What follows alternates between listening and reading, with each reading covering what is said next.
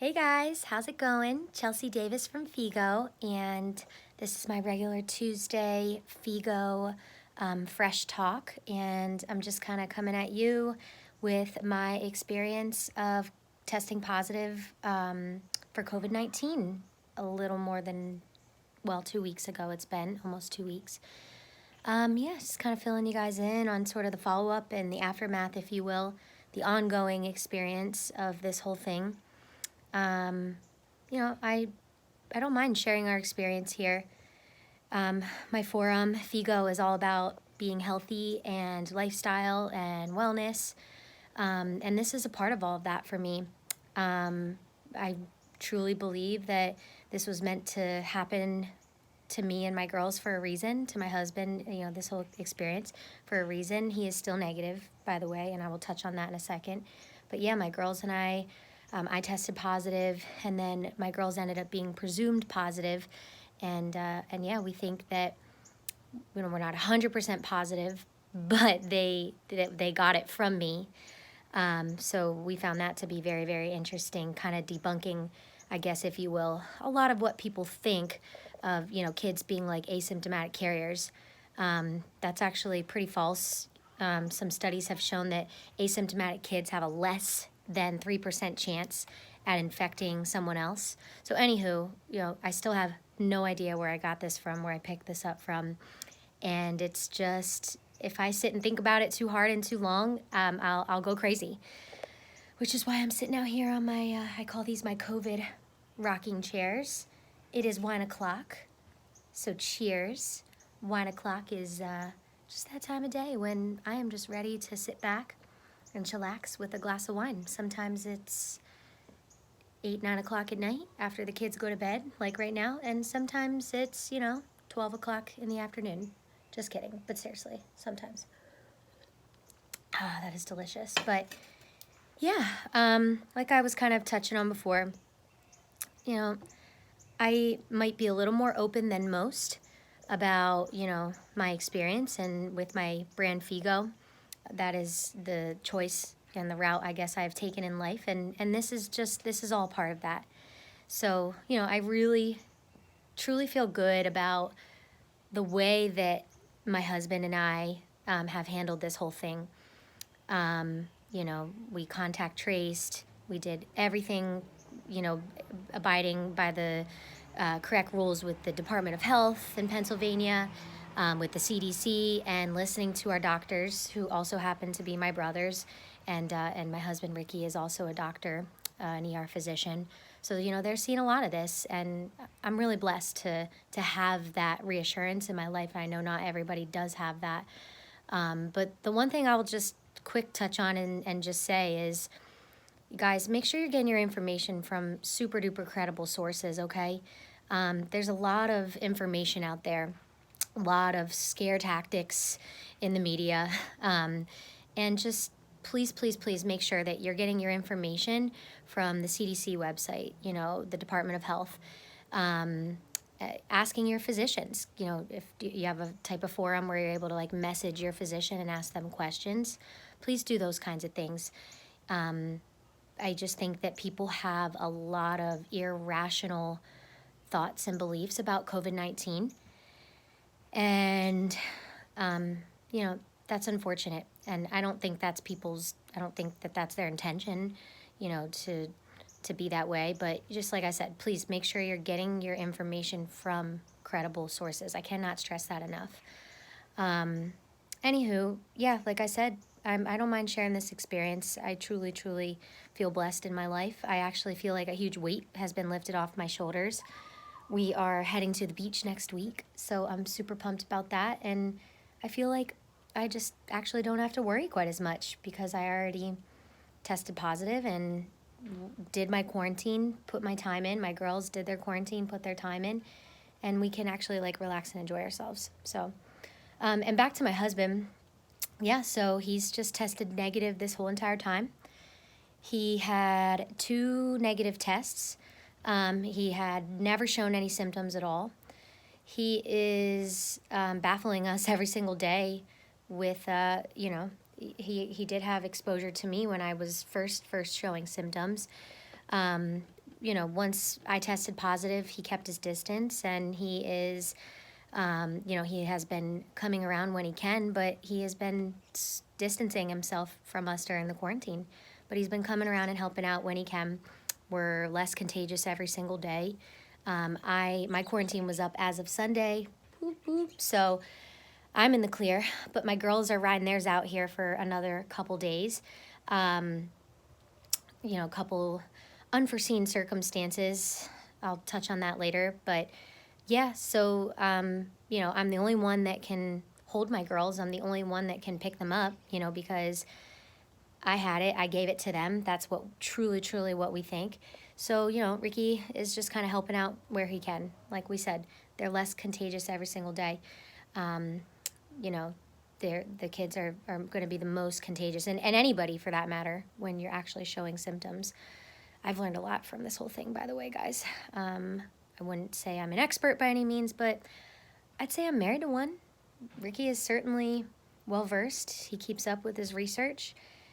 He works at an institution where they are analyzing the new research and the new literature every day, and they meet, virtually twice a week and talk about these kinds of things. So he's certainly an expert, and like I said, I'm really blessed to have him in my life and to go through this, with him by my side. But yeah, like I said, he's negative. The other thing that we think is crazy and funny, I guess there was some population studies done in Italy, I believe. I might butcher this a little bit, but apparently there were these like entire small little towns where everybody got COVID-19, except for like 15% of the population. So I guess they ended up concluding that there are potentially, or hypothesizing, if you will, that there are potentially some people out there that just can't get COVID. So my theory is that is Ricky. I mentioned in my first video that we were romantic on day one. I will spare you those details. We were romantic on the day one of my symptoms in the morning, and yeah, he still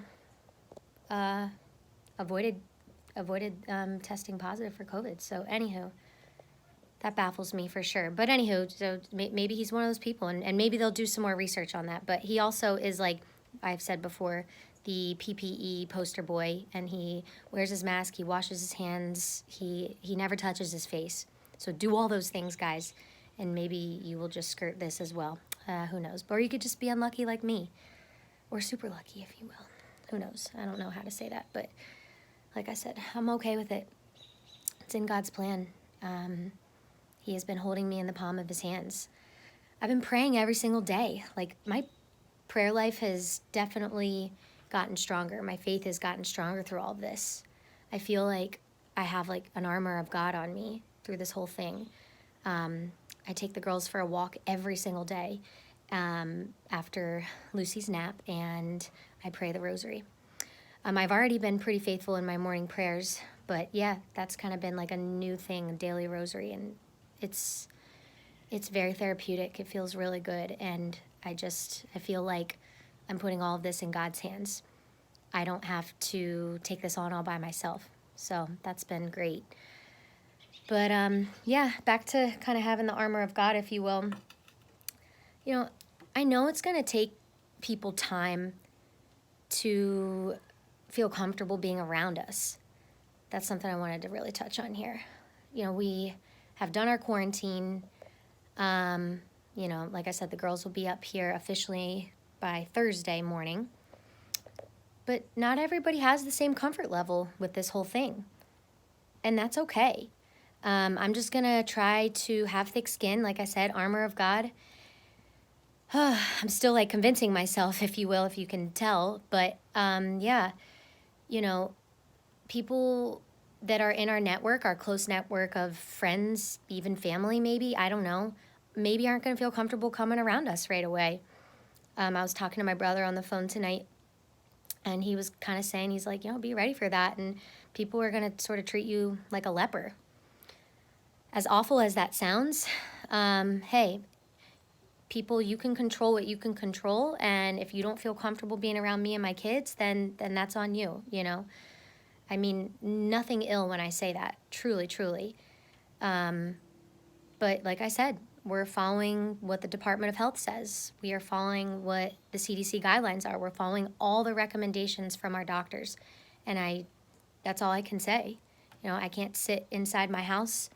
I will actually go insane if I continue to do that for like another year, which I like laugh about. So I will furthermore kind of touch on our little quarantine extension, if you will. Here we go. So what happened is the girls' quarantine, because it starts from the first day of their symptoms, was supposed to be up. Today was their last day, so they were supposed to be up by Wednesday. Aw, thank you. Ricky is a great doctor. I appreciate that. I want to say something about that in a bit, but let me keep going on this thought here before I get too off track. But yeah, so Camilla, like over a week after she had her first symptoms, spiked a fever on Sunday morning and was vomiting and throwing up. When you have a 3-year-old, she just turned 3. We just celebrated her birthday last Friday. Throwing up, it's very scary, let alone with everything that we're going through. My brother, Charlie, is her pediatrician. And, you know, the way this ended up being, she was sick for about, like, less than 24 hours. But she's A-okay. Is it a freak virus that, you know, came home on my husband's clothes from work or something? How we picked it up, I don't know, because we've been in quarantine. But, you know, was it a stomach bug? She'd eat something weird that just didn't settle right with her system. My brother thought maybe bladder infection, some of the symptoms that she was experiencing. I just don't know. But, you know, I'll probably never know. Yeah, but she's fine now. But what happened is we had to actually, so like I said, her quarantine was supposed to be up Wednesday, but we had to take it from, this is the CDC guidelines, from the last time that she had a fever. I was conservative in saying Monday morning, even though it was really more like Sunday night, I would say. But yeah, let's say Monday morning. And you add 3 days, 72 hours to that. So that takes us to Thursday, as long as she's completely asymptomatic and, you know, she's doing fine. So, you know, I know not everybody, especially with that piece of information, are going to feel completely comfortable being around us. But, you know, I can't sit locked in my house. I can't control your thoughts and beliefs. I can only control, you know, what I do.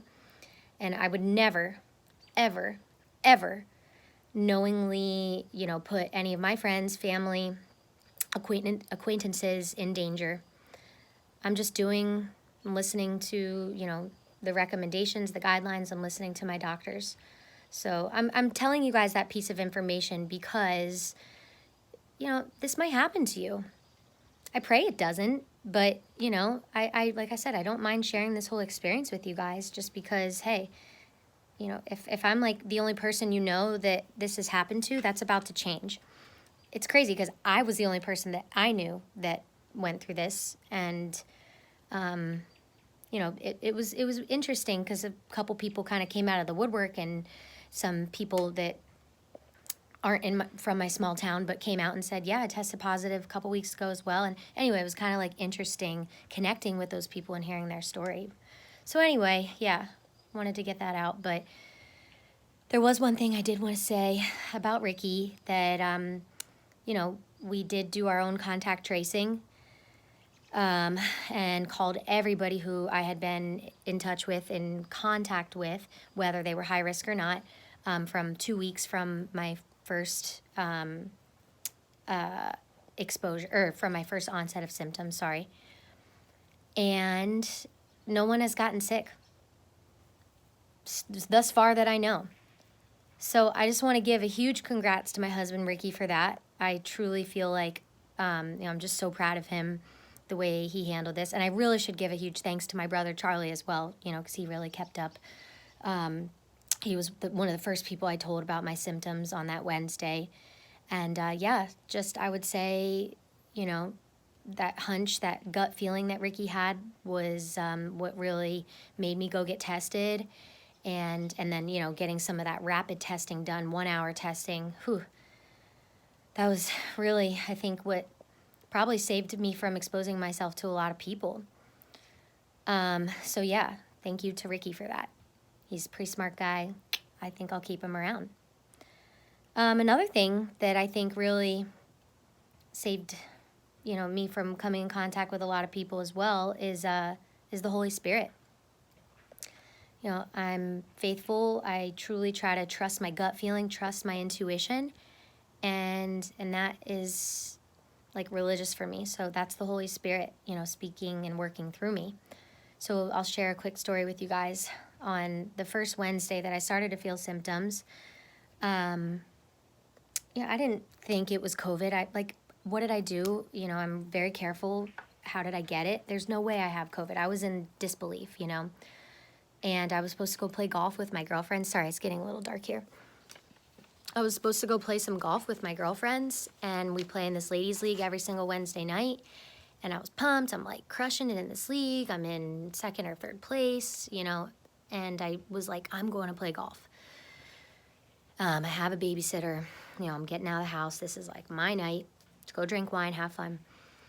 And Ricky was all for it. You know, he said, go play, you know. And, you know, I just, like, I didn't feel great. I had this gut feeling. I kind of got worse as Wednesday went on. And, yeah, I think that was the Holy Spirit moving through me and just telling me, you know, something's not right here. You know, furthermore, with my story, I kind of got worse through the night, and then I got worse Thursday morning. That was what led me to get that rapid testing done. But, yeah, I mean, I truly believe in that divine intervention in my life. So, anywho, guys, thank you so much to everyone who has came through and made us some amazing dinners, dropped off flowers, treats, gifts for my girls. You guys are amazing, and we are so blessed to have this incredible community and family and friends surrounding us. We are so grateful. So thank you guys. And I'll wrap this up. You know, like I said, it's getting dark out here, but thanks guys for tuning in. And I will see you live next Tuesday on the Figo channel here on YouTube. So thank you guys. Please share any comments, any questions, I guess, that you have. And yeah, maybe follow up next week and let you guys know kind of how we're doing with the aftermath. So, all right, stay Figo, stay fresh, kids. Mwah.